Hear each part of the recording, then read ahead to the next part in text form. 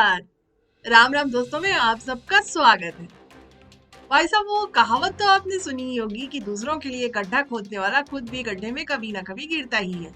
अब आप सोच रहे होंगे कि आज हम ऐसा क्यों कह रहे हैं। तो भाई साहब, खबर ही कुछ ऐसी है कि जिसे सुनकर बरबस ये कहावत जुबान पर आ गई। हुआ कुछ यूं कि मालदीव के राष्ट्रपति महोदय ने भारत को तो दिया लंबा चौड़ा ज्ञान, लेकिन जब उपहार देने की बारी आई तो चीन जाने का प्रोग्राम बना लिया। तो जनाब की अगले सप्ताह चीन में यात्रा है, और पूरा भारत और भारतीय जनता नहीं तो कम से कम हमारी मीडिया तो मुंह खोलकर मोइजू साहब की चीनी यात्रा को देख रही है।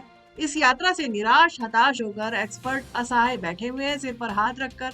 अब हमारा कहना तो यह है कि भाई साहब, यह तमाशबीन बनने से होगा क्या।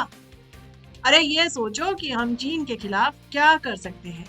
और सीधे सीधे मुद्दे पर आते हुए मैं तो कहती हूँ कि हमें इसके लिए ज्यादा सोचने विचारने की कोई जरूरत भी नहीं है। हमें तो खुद मालदीव के लोग रास्ता दिखा रहे हैं। दोस्तों, आप स्वयं देख लीजिए, मालदीव में प्रोटेस्ट हुए हैं चीन के खिलाफ। तो अब शार्क लोन चीन के खिलाफ लोग सड़कों पर उतर चुके हैं।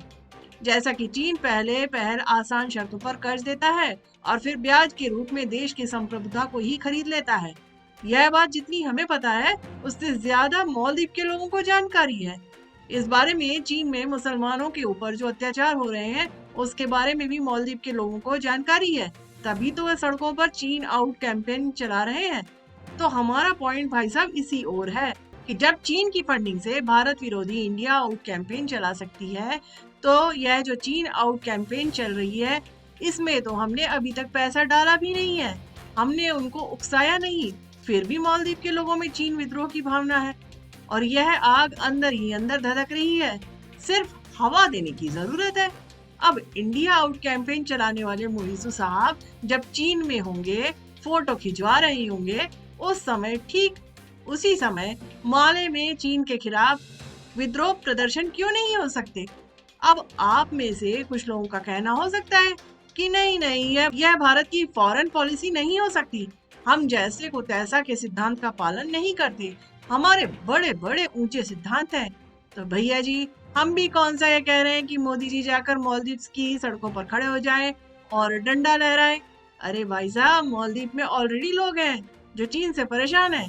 हमें तो सिर्फ उनको याद दिलाना है कि भाई साहब, आप चुनाव हार बैठे हो, मोइजू साहब मौका दे रहे हैं तो इसका लाभ उठाइए। पार्लियामेंट्री चुनाव सामने खड़े हैं। जब इंडिया आउट कैंपेन की दम पर मोइजू साहब चुनाव जीत सकते हैं, तो चीन आउट कैंपेन के दम पर उनको हराया क्यों नहीं जा सकता। डेमोक्रेसी का ज्ञान दे रहे थे मोइजू बाबू भारत को टाइम्स ऑफ इंडिया को दिए गए इंटरव्यू में। डेमोक्रेसी का मजा चीन को, मोइजू साहब को क्यों नहीं चखाया जा सकता। और लोकतंत्र में विरोध प्रदर्शन का अधिकार तो सबको है। बस अभी तो चीनी लेबरों को मालदीव में पहुंचने दीजिए, चीन के प्रोजेक्ट चालू तो होने दीजिए। जब लोग देखेंगे चाइनीज लेबर उनके पेट पर लात मार रहे हैं, उनकी रोजी रोटी छीन रहे हैं, पूरा मालदीव चीन आउट कैंपेन से धधक उठेगा। मोइजू साहब को चीन जाने दीजिए। भाई साहब, अभी भी बाजी पलटी जा सकती है, क्योंकि अब ये भारत पुराना भारत नहीं रह गया है। अब ये है नया भारत। जो एहसान फरामोश लोग भारत के एहसानों को भूलकर अपनी रोटियां सेकने चले हैं, वो ये भूल गए कि यह नया भारत उन्हें अंगारों पर चलवाने का दम रखता है।